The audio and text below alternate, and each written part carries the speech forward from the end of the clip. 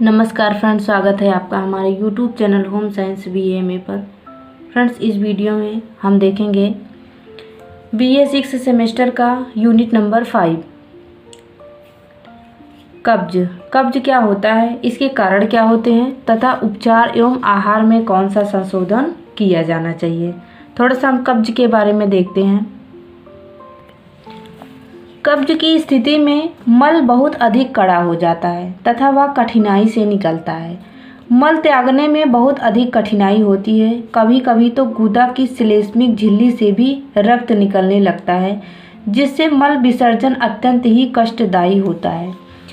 ज़्यादा समय तक यही कंडीशन, जिसको कब्ज कहा जाता है, यही कंडीशन ज़्यादा लंबे समय तक होने पर बवासीर हो जाता है। आज व्यक्ति के उत्तम स्वास्थ्य का सबसे बड़ा दुश्मन खाना है, क्योंकि इसके कारण कई हो सकते हैं, कई रोग भी हो सकते हैं। अतः नियमित रूप से एक बार मल त्यागने की क्रिया अवश्य की जानी चाहिए। यह उत्तम स्वास्थ्य के लिए आवश्यक होता है। उसके बाद हम देखते हैं कब्ज के प्रकार। कब्ज कितने प्रकार के होते हैं? कब्ज मुख्यतः 3 प्रकार के होते हैं। अब हम एक एक प्रकार को विस्तार से देखेंगे। सबसे पहले एटोनिक कब्ज। ये क्या होता है? अधिकांश लोगों को यही तरीके का कब्ज होता है। इसमें क्या होता है? एटोनिक शब्द में टोन शब्द का अर्थ होता है मांसपेशियों का फैलना एवं सिकुड़ना। मांसपेशियों का फैलना एवं सिकुड़ना क्या कहलाता है? टोन कहलाता है। इस प्रकार के कब्ज में आंतों की मांसपेशियों में लचीलेपन का पर्याप्त अभाव रहता है। इसी वजह से मल आसानी से नहीं निकल पाता है। एटोनिक कब्ज के मुख्य कारण, इसके कौन कौन से कारण हो सकते हैं?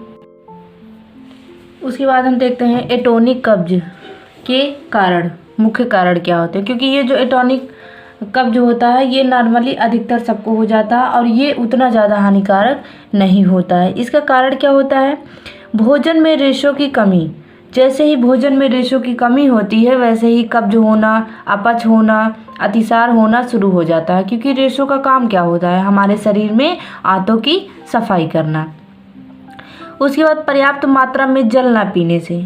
जो व्यक्ति प्रतिदिन 8 से 10 गिलास पानी नहीं लेते हैं, उनके शरीर में पानी की कमी हो जाती है तथा जो भी भोजन वे ग्रहण करते हैं वो सही से पाचन नहीं हो पाता है।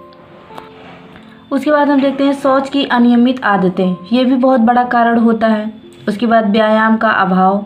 जब व्यायाम नहीं करते हैं तो जो भी भोजन हम ग्रहण करते हैं उसका सही से पाचन नहीं हो पाता है। उसके बाद जुलाव तथा एनिमा का अधिक प्रयोग। जुलाव एक दवा होती है जो पेट को साफ करने के लिए इस्तेमाल किया जाता है। जब इसका ज़्यादा प्रयोग किया जाता है तो हमारी पाचन जो क्षमता होती है वो धीरे धीरे कमज़ोर हो जाती है। उसके बाद क्या है? आहार में विटामिन बी की कमी। क्योंकि विटामिन बी की वजह से ही हमारा पेट जो होता है वो सफाई करता है। ये भी रेशे का ही काम करता है, लेकिन जब इसकी कमी हो जाती है तब भी जो पाचन तंत्र होता है वो सही से कार्य नहीं कर पाता है। उसके बाद क्या है? असंतुलित आहार। असंतुलित आहार वैसे भी लेने से जो है वैसे भी बड़ी बीमारी हो सकती है। ये तो कब्ज की बात ही है। उसके बाद है पोटेशियम की कमी। ये भी एक बहुत बड़ा कारण है। उसके बाद अब हम देखते हैं अवरोधात्मक कब्ज। अब ये दूसरे प्रकार का कब्ज है, इसके बारे में देखते हैं। ये जो कब्ज होता है नॉर्मली, यह कब्ज कोलन में अवरोध उत्पन्न करने के कारण होता है। जो कोलन होता है वो बड़ी आंत का एक भाग होता है। बड़ी आंत के अंतिम भाग को कोलन कहते हैं। कोलन की मांसपेशियां जब कमज़ोर हो जाती हैं तब इसमें प्रसरण एवं संकुचन की क्षमता का ह्रास हो जाता है। मतलब जब कोलन की मांसपेशियां कमज़ोर हो जाती हैं तो जो संकुचन और प्रसरण की क्षमता होती है वो कमी होने लगती है, अतः मल आगे नहीं खिसक पाता है। यह स्थिति तब उत्पन्न होती है जब बड़ी आंत में जलन के कारण वहाँ की पेशियां सूखकर लाल हो जाती हैं तथा उसमें घाव हो जाते हैं। इस कारण मल के साथ रक्त एवं श्लेष्मा आने लगता है। यह कब्ज मुख्यतः संक्रमण के कारण होता है और ये बहुत ही ज़्यादा खतरनाक और बहुत ही ज़्यादा भयानक होता है।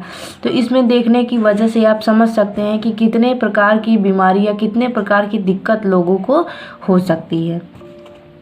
अब अवरोधात्मक कब्ज के कारण देख लेते हैं, किन कारण से ये होता है। इसका कारण कोलन में हानिकारक जीवाणुओं के विकसित होने से, लंबी बीमारी के कारण कभी कभी आंतों की मांसपेशियां जब कमज़ोर हो जाती हैं तो उसमें संकुचन और प्रसरण की क्रिया में बाधा होने लगती है। अधिक मिर्च मसाले एवं सुगंध युक्त आहार के सेवन से, बासी एवं सड़ा गला भोजन खाने से, चाय कॉफ़ी के अधिक सेवन से एवं धूम्रपान एवं शराब के अधिक सेवन से, अधिक विश्राम तथा भरपूर नींद न लेने पे, इतने कारण होने पर अवरोधात्मक कब्ज हो जाता है। अब उसके बाद हम तीसरे प्रकार के कब्ज के बारे में देखते हैं, स्पास्टिक कब्ज। ये तीसरा प्रकार है कब्ज का। देखते हैं इसमें क्या समस्या होती है। स्पास्टिक कब्ज के कारण, स्पास्टिक कब्ज के जो कारण होते हैं, इसमें जलन उत्पन्न करने वाले पदार्थ जैसे शराब, चाय, कॉफ़ी आदि अधिक पीने से, मिर्च मसाले के अधिक सेवन से, मानसिक उद्वेग, चिंता, तनाव आदि के कारण से, तो इस तरीके से इतनी समस्याओं से हो सकता है। अब हम लक्षण देख लेते हैं। इसमें लक्षण क्या होती है, जैसे बेचैनी होगी, सिर दर्द, चक्कर आना, कार्य करने में अरुचि होगी, पेट में गैस, भूख न लगना, पेट का फूल जाना और जीभ पर सफ़ेद परत जम जाना, ये इसके मुख्य लक्षण होते हैं। अब इसके उपचार के बारे में थोड़ा सा देखते हैं। कब्ज का उपचार, तीनों ही प्रकार के कब्ज का उपचार करने का मुख्यतः एक ही उद्देश्य होता है कि मल त्यागने पे रोगी को परेशानी ना हो तथा मल ढीला हो, जिससे आसानी से निकल सके। क्योंकि कब्ज कितने भी प्रकार की हो, लेकिन समस्या तो लगभग सब में एक ही होती है और उसका उपचार और उसका लक्ष्य जो होता है वो भी एक ही होता है कि कब्ज से आराम मिल जाए।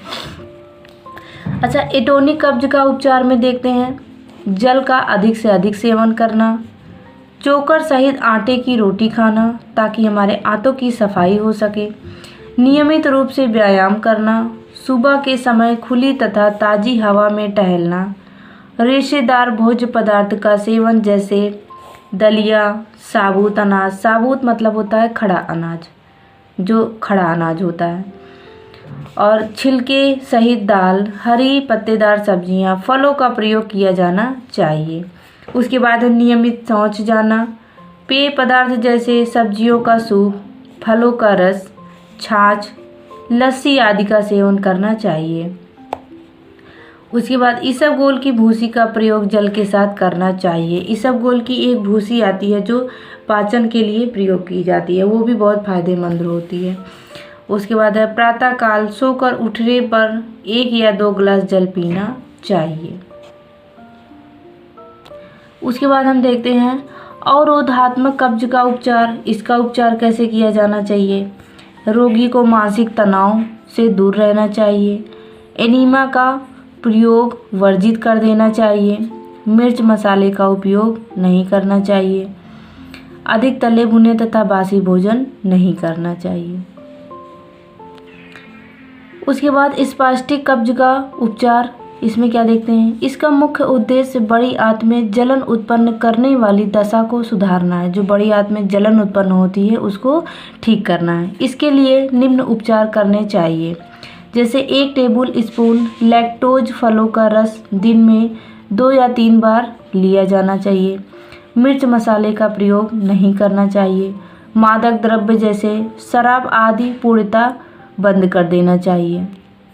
उसके बाद पर्याप्त मात्रा में ठोस आहार ग्रहण करना चाहिए। इसमें भोजन आंतों से होते हुए आसानी से निकल जाता है। विटामिन बी की कमी को दूर करने के लिए पर्याप्त मात्रा में फलों का रस, चावल का पानी, दाल का सूप आदि सेवन करना चाहिए। नियमित व्यायाम करना चाहिए। इस तरीके से ये कुछ बातें होती हैं जिनको हमें ध्यान में रखना चाहिए। उसके बाद हम देखते हैं कब्ज की अवस्था में भोज्य तत्वों की आवश्यकता। जब कब्ज की अवस्था होती है या समस्या होती है तो उसमें कौन से भोजक तत्वों की कितनी मात्रा में आवश्यकता होती है। जैसे कार्बोज, भोजन में पर्याप्त मात्रा में रेशेदार पदार्थ होना चाहिए, अतः जैसे साबुत अनाज, छिलके सहित दालें, चोकर सहित आटे की रोटी, सलाद, फल आदि का प्रयोग करना चाहिए। उसके बाद ऊर्जा, जैसे रोगी की आयु, लिंग, कार्यशीलता आदि के अनुसार कैलोरी की मात्रा निर्धारित की जानी चाहिए। उसके बाद प्रोटीन हो गया, प्रत्येक दिन 60 से 80 ग्राम तक आहार में प्रोटीन होना चाहिए। आहार में विटामिन बी तथा सी की मात्रा बढ़ा देनी चाहिए। उसके बाद वसा देखते हैं। वसा की पर्याप्त मात्रा होनी चाहिए क्योंकि वसा पाचन में आंतों की गतिशीलता को बढ़ाने में सहायता करता है और यह मल को निकालने में आसान कर देता है। उसके बाद देखते हैं खनिज लवण। पोटेशियम की कमी से भी कब्ज की स्थिति उत्पन्न हो जाती है, अतः आहार में पोटेशियम की पूर्ति के लिए फलों एवं सब्जियों का प्रयोग किया जाना चाहिए। उसके बाद जल एवं पेय पदार्थ जैसे पानी का उपयोग अधिक मात्रा में किया जाना चाहिए तथा दिन में कम से कम 8-10 गिलास जरूर पीना चाहिए। सुबह उठकर गुनगुने पानी में नींबू निचोड़कर पीने से कब्ज में लाभ होता है। चाय कॉफ़ी कम से कम पीना चाहिए। कब्ज के भीषण परिणाम। जो कब्ज होता है अगर उसका बहुत ज़्यादा समस्या हो जाती है तो क्या क्या परिणाम हो सकते हैं, जैसे हार्निया या बहुत ही भयंकर समस्या है, बवासीर, हृदय संबंधी रोग। इस तरीके से कब्ज की अगर सही समय पे इलाज ना किया जाए तो धीरे धीरे वह एक भयंकर रूप ले लेता है। इस तरीके से इस वीडियो में हमने कब्ज के बारे में आपको पूरा जो है टॉपिक कवर किया है। वीडियो को पूरा देखें और ज़्यादा से ज़्यादा शेयर करें। वीडियो देखने के लिए धन्यवाद।